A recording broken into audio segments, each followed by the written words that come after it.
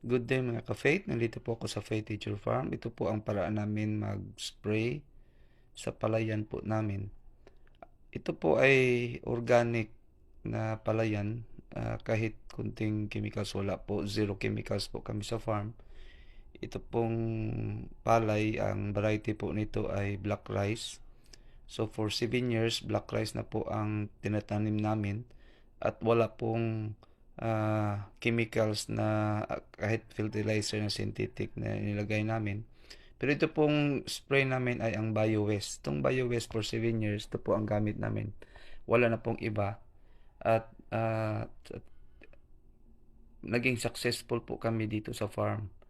Tingnan nyo, kahit po mga herbicides, hindi po kami nag-spray ng herbicides, yung sa kohol, wala po. Zero chemicals po kami. Pero itong BioWest ay mga microbes po ito na good bacteria.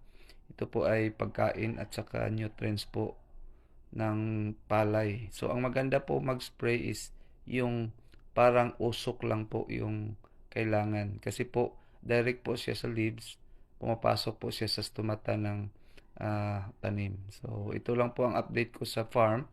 Maybe by November, ma-harvest na po ito. So, thank you and God bless us all.